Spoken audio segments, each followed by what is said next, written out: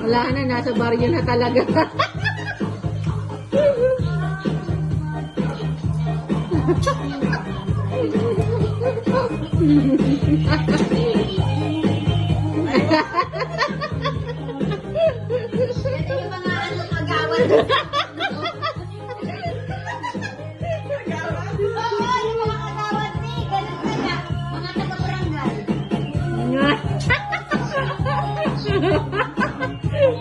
Ang mga matatanda si Mariaw.